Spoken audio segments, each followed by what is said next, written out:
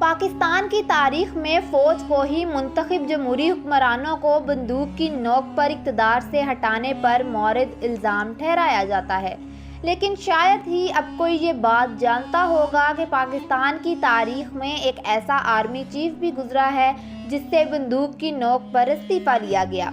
سوال یہ ہے کہ بھٹو نے کس ڈرامائی انداز سے بندوق کی نوک پر جنرل گل حسن سے استعفیٰ لیا۔ جنرل یحییٰ پر دباؤ ڈال کر بھٹو کو اقتدار میں لانے والا شخص آخر کون تھا؟ فوج بھٹو کی مزاحمت کیوں نہ کر سکی؟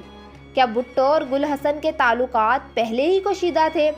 آپ دیکھ رہے ہیں آواز۔ اگر آپ پہلی دفعہ ہمارے چینل پر آئے ہیں تو ہمارے چینل کو سبسکرائب کریں اور بیل آئیکن کی گھنٹی دباتے ہوئے آل پر کلک کریں۔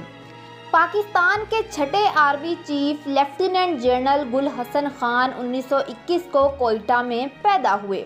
1940 میں انڈین آرمی میں کمیشن حاصل کیا اور قیام پاکستان کے بعد پاک فوج سے وابستہ ہو گئے اور کچھ دنوں تک قائد اعظم کے ADC بھی رہے۔ 1969 میں وہ پاکستان کی بڑی فوج کے چیف آف جنرل اسٹاف مقرر ہوئے اور 20 دسمبر 1971 کو کمانڈر ان چیف کے عہدے پر فائز ہوئے۔ وہ فوج کے آخری کمانڈر ان چیف تھے جس کے بعد یہ عہدہ چیف آف آرمی اسٹاف میں تبدیل کر دیا گیا۔ 71 میں انہوں نے ہی جنرل یحییٰ پر دباؤ ڈال کر بھٹو کو اقتدار دلوایا تھا۔ دسمبر 1971 کو کسوت ڈاکہ کے بعد ذوالفقار علی بھٹو نے پہلے civilian chief martial law administrator کا عہدہ سنبھالنے کے بعد 20 دسمبر 1971 کے دن جنرل گل حسن خان کو کمانڈر ان چیف مقرر کر دیا، جنہیں بھٹو نے 2.5 ماہ بعد 3 مارچ 1972 کو اس عہدے سے ہٹا دیا۔ مجھے کیوں نکالا کہ مصنف کا کہنا ہے کہ جنرل گل حسن نے اپنی کتاب میں اس بات کا ذکر کیا کہ بھٹو نے انتہائی ڈرامائی انداز سے اس وقت کے گورنر پنجاب غلام مصطفیٰ کھر کی مدد سے گن پوائنٹ پر جنرل گل حسن کو تبدیل کیا۔ یہ وہ وقت تھا جب بھٹو کے ساتھیوں نے فوج اور فضائیہ کے آخری کمانڈر ان چیف کو برطرفی کے بعد بندوق کی نوک پر لاہور پہنچایا اور فوج کی کمان جنرل ٹکا خان کے سپرد کر دی گئی۔ فوج پر ملک ٹوٹنے کی وجہ سے دباؤ تھا جس کی وجہ سے وہ مزاحمت نہ کر سکی۔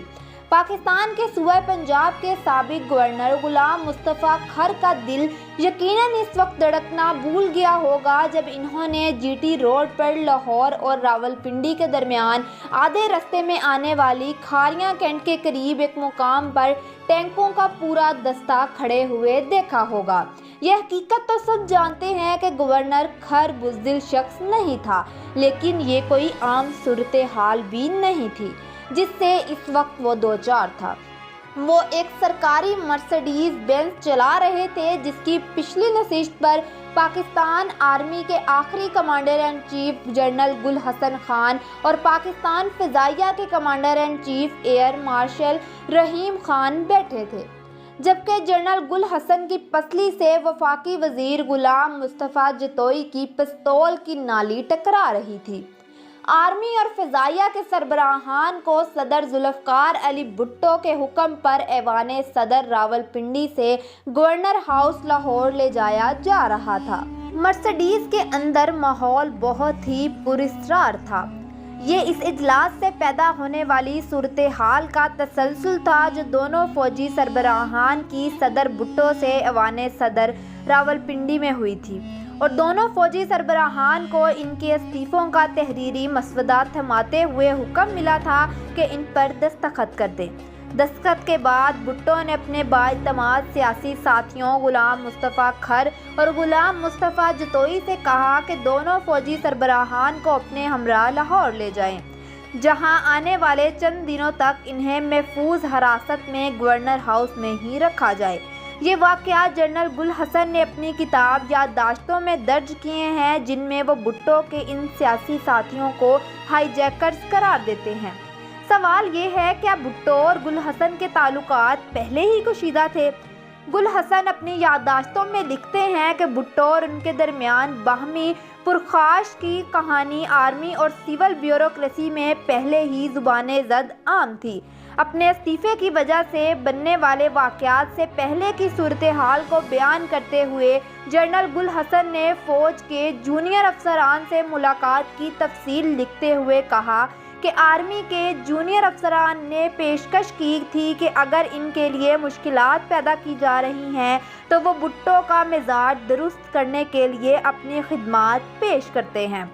اپنی یادداشتوں میں وہ لکھتے ہیں کہ آخر کار انہوں نے مجھ سے کہا کہ اگر بھٹو ان کے لیے مشکلات پیدا کر رہے ہیں تو وہ بھٹو سے نپٹ لیں گے، وہ میرے اشارے کے منتظر تھے۔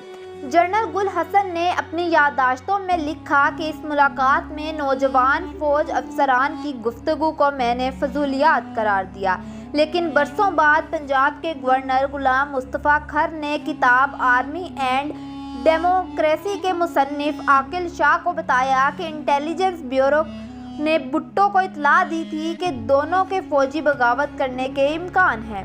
جنرل گل حسن بھی بھٹو اور PPP کے دیگر رہنماؤں کی سرگرمیوں پر نظر رکھے ہوئے تھے۔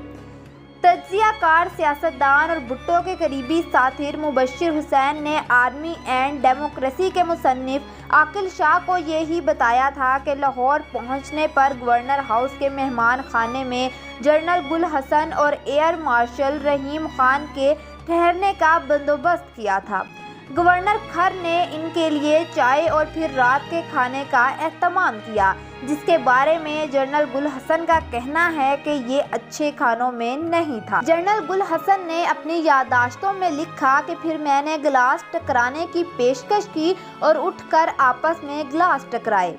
دونوں گورنر شرمندگی سے اٹھ کر کھڑے ہوئے اور ہمارے ساتھ شریک ہو گئے۔ پھر جنرل گل حسن نے تجویز دی کہ انہیں اور ایئر مارشل رحیم کو بھٹو سے ملاقات کی اجازت دی جائے، جس کا گورنر کھر نے اگلے دن راولپنڈی میں اہتمام کر دیا۔ انہیں پرواز سے واپس راولپنڈی لایا گیا۔ جنرل گل حسن کے مطابق اس وقت تک یہ تماشا اپنے انجام کو پہنچ چکا تھا۔ گل حسن کے مطابق اس سے قبل کہ وہ بھٹو مجھے شک و شبہ میں مبتلا کرنے کے لیے کسی جھوٹ کا سہارا لیتے، میں نے ان سے کہا کہ میرا استعفیٰ لینے کے لیے انہوں نے یہ تماشا آخر کیوں رچایا۔ جنرل گل حسن تحریر کرتے ہیں کہ انہیں محض یہ کرنا تھا کہ مجھ سے کہہ دیتے اور میں کسی ہچکچاہٹ کے بغیر عہدے سے استعفیٰ دے دیتا۔ جنرل گل حسن کے مطابق جواب میں بھٹو خاموش رہے۔ تلافی کے طور پر دونوں فوجی کمانڈرز کو دولت مند مغربی ممالک میں سفیر تعینات کر دیا۔ اسی دوران انہوں نے آسٹریا کی ایک خاتون سے شادی کر لی اور ریٹائرمنٹ کے بعد اکثر وقت آپ نے وینیا اور راولپنڈی میں گزارا۔ لیفٹیننٹ جنرل گل حسن خان کا انتقال 9 اکتوبر 1999 کو راولپنڈی میں ہوا اور PB ضلع نوشہرہ میں انہیں دفنا دیا گیا۔ وہیں دوسری طرف غلام مصطفیٰ کھر نے اس دعوے کو مسترد کیا کہ دونوں کمانڈرز کو سڑک سے لاہور لے جانے کا فیصلہ ہائی جیکنگ یا اغوا کا تھا۔ انہوں نے بتایا کہ یہ ہائی جیکنگ، اغوا یا اسی طرح کی کوئی اور چیز نہیں تھی۔ اگر آپ کو ہماری ویڈیو پسند آئی ہو تو ہمارے چینل کو سبسکرائب کریں اور ہماری ویڈیو کو لائک کریں۔ اللہ حافظ۔